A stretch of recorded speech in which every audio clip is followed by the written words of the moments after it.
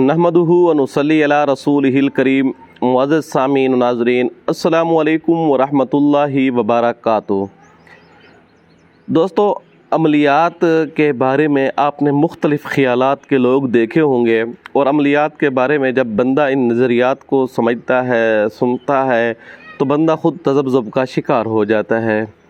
ठीक इस तरह की कैफियत से हम भी एक अरसा तज़ब्ज़ुब का शिकार रहे हैं, इस कैफियत से दो चार रहे हैं। तो दर हकीकत ये हुआ कि जब हमने इस चीज़ को सीखा, इस चीज़ को समझा, फिर अब सिखा रहे हैं, हमें पता चला है जो हमारा ज़िंदगी का एक तजर्बा है वो आज आप लोगों के सामने रखने जा रहे हैं। अमलियात एक गहराई है, एक हकीकत है। रूहानी अमलियात भी एक हकीकत है और शैतानी अमलियात भी एक हकीकत है।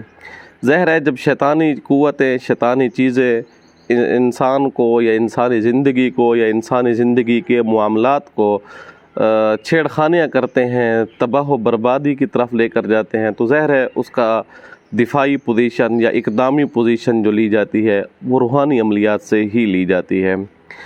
अगर एक मुख्तलिफ़ तबक़ात हैं अमलियात के बारे में, पहले तो आपके सामने वो तीन तबक़ात रख देता हूँ जो अहम हैं। वो तीन तबक़ात क्या है? उनमें से एक तबका ऐसा है जो बिल्कुल सिरे से अमलियात को तस्लीम, अमलियात को ही सब कुछ समझता है। उसका अकीदा मानना ये होता है कि अमलियात ही, रूहानी अमलियात वग़ैरह ही सब कुछ है। उनका मानना ये भी है कि जो नफ़े होते हैं वो अमलियात के ज़रिए होते हैं, जो नुकसान होते हैं वो अमलियात के ज़रिए ही होते हैं। तमाम चीज़ों की तमाम खद्दो-खाल जो है वो अमलियात से ही लेते हैं। हकीकत में वो समझते हैं कि मिसाल के तौर पर ये तावीज़ लिया, अब इससे हमारी औलाद होगी। उनका अकीदा तावीज़ के ऊपर अगर डिपेंड करता है तो ये गलत है।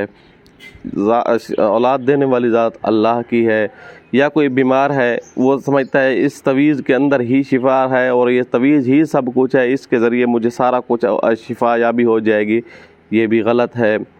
ये नहीं, वो अमलियात ही को सब कुछ समझते हैं। अमलियात एक ज़रिया है, एक सबब है। अल्लाह तबारक व तआला की ज़ात मुसब्बबुल असबाब है। पहली ज़ात जहन में रखिए चाहिए कि अल्लाह तबारक व तआला के बग़ैर, अल्लाह तबारक व तआला अगर शिफा ना देना चाहें तो कोई बड़े से बड़ा आमिल, रूहानी बाबा, आमिल, सकालर वग़ैरह कुछ भी, वो आपको किसी भी किस्म की शिफा याबी से बिल्कुल बहरामंद नहीं कर सकता। अल्लाह तबारक व तआला के कलाम के अंदर माना की शिफा है। अल्लाह तबारक व तआला के कलाम के अंदर माना के बरक़ात हैं, अनवारात हैं, तजल्लियात हैं। ठीक इसको इस फ़नी बुनियाद पे जो सीखा जाता है वो अल्लाह तबारक व तआला की ख़ास मदद और नुसरत को तलब किया जाता है। अल्लाह तबारक व तआला की मदद और नुसरत से ही इलाज मुमकिन होता है। जो लोग अमलियात को ही सब कुछ समझते हैं वो बाज़ दफ़ा लकीर के फ़कीर भी होते हैं, चाहे वो आमिल ही क्यों नहीं हैं। वो अमलियात के अंदर बाज़ दफ़ा ऐसे लोगों से कई दफ़ा बैठने को मौका मिला है। मजालिस हुई हैं, बैठे हैं, मुलाकातें होती हैं, नशिस्तें होती हैं, तो बंदा हैरान हो जाता है कि उनके नज़रियात, उनके अक़ायद, वो समझते हैं कि फ़लाँ तवीज़, फ़लाँ साथ, फ़लाँ चीज़, बस उनका मानना ये होता है। वो अल्लाह तबारक व तआला की तरफ अगर इंसान हट जाता है और सिर्फ़ अमलियात पे ही अंधा यकीन रखने लग जाता है, वो समझता है कि सारा कुछ ये तवीज़ है, तो याद रखिएगा ये इंसान आहिस्ता अल्लाह तबारक व तआला से उसका रिश्ता इंतहाई बल्कि परले दर्जे की कमज़ोरियाँ उसके अक़ीदे के अंदर पैदा होना शुरू हो जाती हैं। और यही चीज़ शैतानों की पहली चाल होती है। शयातीन यही चाहते हैं कि वो किसी तरीके रहमान का रास्ता छोड़कर शैतान के रास्ते की तरफ आ जाए। अच्छा, इसी वजह से वो देखते हैं, बाज़ दफ़ा देखा देखी में किताबों के अंदर या लकीर के फ़कीर आमिल होते हैं, वो कितमीर, लफ्ज़ कितमीर से मदद मांग रहे होते हैं। बेहक़ी कितमीर या कितमीर बिमददिन या इस किस्म के अल्फाज इस्तेमाल करते हैं। कितमीर के दो आप अगर देख लें, कितमीर के दो मानी है। एक तो ये है कि वो जो खजूर की गुठली होती है, गुठली के ऊपर जो झिल्ली होती है, उसके गुठली के ऊपर जो झिल्ली होती है उसको कितमीर बोलते हैं। लेकिन ये जो अमलियात के अंदर इस्तेमाल होता है लफ्ज़ कितमीर, ये असहाबे कहफ के कुत्ते का नाम है। आप हैरान हो जाएंगे कि जब आप एक कुत्ते से मदद मांग रहे हैं उसका असर क्या होगा तो कैसा होगा। अव्वल तो असर होगा नहीं, होगा तो कैसा होगा आप खुद अंदाज़ा लगा सकते हैं। इसलिए अब लकीर के फ़कीर आमिलीन जो हैं, जो शरीयत को नहीं समझते, जिनका ताल्लुक़ कुरान और हदीस से नहीं है, ज़हरी वज़ाक़त सुन्नत के मुताबिक नहीं है, आमाल सुन्नत के मुताबिक नहीं है, ऐसा बंदा आपको धोखे में डाल सकता है। दूसरा तबका ऐसा है जो ये समझता है कि अमलियात वग़ैरह कुछ भी नहीं हैं, अमलियात का सिरे से इनकार करते हैं, जिन्नात जादू वादू का इनकार करते हैं, और अमलियात को, इसका रूहानी इलाज को, इसका भी इनकार करते हैं। और मुख्तलिफ़ जहन के अंदर उनके सवालात होते हैं कि हिसाब कैसे है, शरीयत के अंदर हिसाब कराना वग़ैरह वग़ैरह। याद रखिएगा ये तबका भी गलत है। वो कैसे, इसका भी मैं आपको बता देता हूँ। अब बुनियादी तौर पर ये बातें कहने वाले अपने आप को पढ़ा लिखा बावर करवाते हैं। आपको यूनिवर्सिटी कॉलेज वगैरह के ये स्टूडेंट्स या उनके पढ़े या लिखे लोग अपने आप को पढ़ा लिखा बावर कराते हुए इन चीज़ों की तरफ बिल्कुल वो अपने आप को राग़िब नहीं समझते। यकीन जानिए ये बुनियादी तौर पर ये मगरब ज़दा लोग होते हैं, यूरोप ज़दा लोग होते हैं। अगर आप यूरोप और मगरब की हिस्ट्री का मुताला करें और देखें तो उनकी ज़िंदगियों के अंदर जादू रचा बसा हुआ है। आप उनकी बड़ी बड़ी जो तंजीमें हैं उनकी तरफ देखें और उनके मुताला करें तो उसके अंदर जादू एक बुनियादी अकीदे के तौर पर उसको और मोहतरम और मुकर्रम समझा जाता है। बाकायदा इसको क्लब के अंदर सिखाया जाता है। अब मैं उन तंजीमों का यहाँ नाम लेना मुनासिब भी नहीं समझता, और ये जो लोग इस चीज़ का मुताला रखते हैं उनके सामने ये बात बिल्कुल वाज़ेह है। और ये भी याद रखिएगा कि जादू यूरोप में पाकिस्तान से ज़्यादा है। इंडिया और पाकिस्तान, बंगाल, इन तीनों से यूरोप के अंदर जो जादू किया जा रहा है वो बहुत ज़्यादा और हैवी किस्म का है, बल्कि उसके अंदर इतनी जिद्दत है कि आप सोच समझ भी नहीं सकते।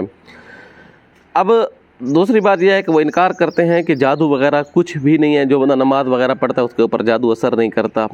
इस बात का भी उनको ये जवाब देता चलो कि हज़रत सल्लल्लाहु अलैहि वसल्लम जिनके ऊपर ये शरीयत जिनको दे दी गई है और जो शरीयत के समझो बानी हैं, हज़रत मोहम्मद मुस्तफ़ा अहमद मुजतबा सल्लल्लाहु अलैहि वसल्लम के ऊपर जादू हो सकता है।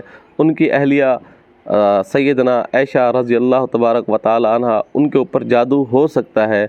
अब्दुल्ला बिन सलाम मशहूर सहाबी हैं, वो फरमाते हैं कि मुझे आप सल्लम अगर ये वजीफ़ा ना बताते तो यहूदी मेरा चेहरा गधे की मानद बना देते जादू और शयातीन की मदद से।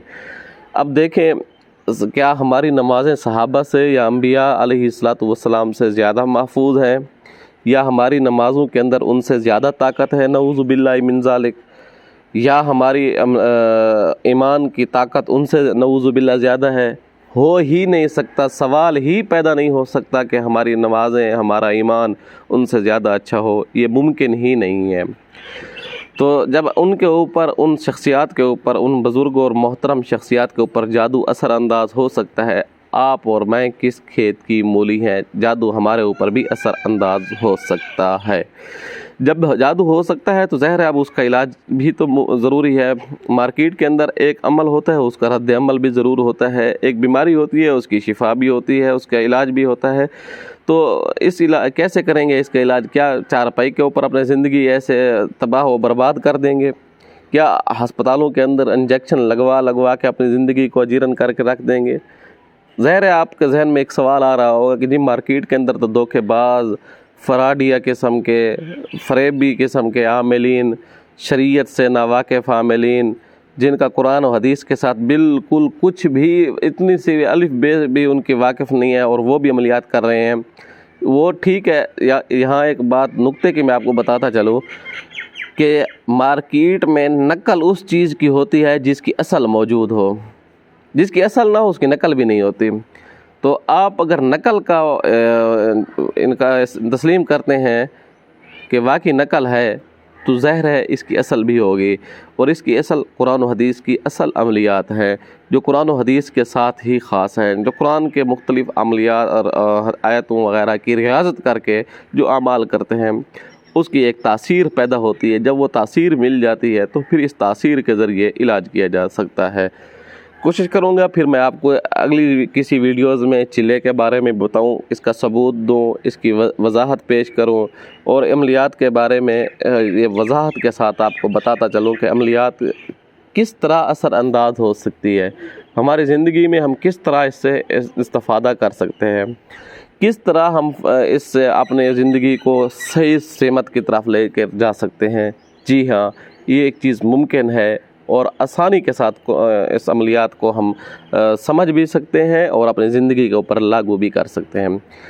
اب تیسرا طبقہ کیا ہے؟ ایک طبقہ تو تھا جو عملیات کا سرے سے عملیات کو ہی سب کوئی سمجھتا تھا، دوسرا سرے سے انکاری تھا، تیسرا طبقہ وہ ہے جو اعتدال کا راستہ ہے۔ اور اعتدال کا راستہ کیا ہے؟ وہ یہ سمجھتا ہے تعویذ وغیرہ جو بھی ہیں، اعمال وغیرہ جو بھی ہیں، وہ ان کو اسباب کے دائرے میں لیتا ہے۔ وہ سمجھتا ہے کہ یہ سبب ہے اور شفا اللہ کی ذات نے دینی ہے، میں نے ایک محنت کرنی ہے، ایک کوشش کرنی ہے، ایک جد و جہد کرنی ہے، ایک اخلاص پن کا مظاہرہ کرنا ہے۔ شفا دینے والی ذات اللہ کی ہے، اگر وہ شفا دے تب یہ چیزیں اس کے لیے مفید ثابت ہو سکتے ہیں، شفا نہ دے تو اس میں اندر شفا بالکل نہیں ہے۔ یہ پہلا اور آخری سمجھیں یہ نقطہ ہے۔ دوسری بات جو انتہائی اہمیت کی حامل ہے وہ یہ ہے، یہاں وہ اعمال کیے جائیں جو قرآن اور حدیث یا شریعت کے مخالف نہ ہوں۔ یہ ذہن میں رکھیے گا، ہر وہ کام، ہر وہ عمل، تعویذ وغیرہ زیچہ جو بھی ہے وہ شریعت کے مخالف نہیں ہونا چاہیے۔ شریعت کے مخالف کیا ہے؟ جس میں شرکی الفاظ نہ ہوں، جس کے اندر گناہ کے کام نہ ہوں، جس کے اندر کفریہ کلمات نہ ہوں یا کفریہ اعمال نہ ہوں، ہر وہ کام ٹھیک ہے، درست ہے جو قرآن و حدیث کے، ہاں اس سے اگر فائدہ ہو سکتا ہے تو کیا جا سکتا ہے، اور قرآن کے ساتھ ادم بھی کیا جا سکتا ہے، تعویذات وغیرہ بھی دیے جا سکتے ہیں۔ کوشش کروں گا نیکسٹ ویڈیو کے اندر ان چیزوں کے اوپر مزید روشنی ڈال سکوں۔ امید ہے آپ کو یہ ویڈیو اچھی لگی ہوگی۔ آنے والی ویڈیو تک کے لیے اجازت دیجیے گا۔ اللہ حافظ۔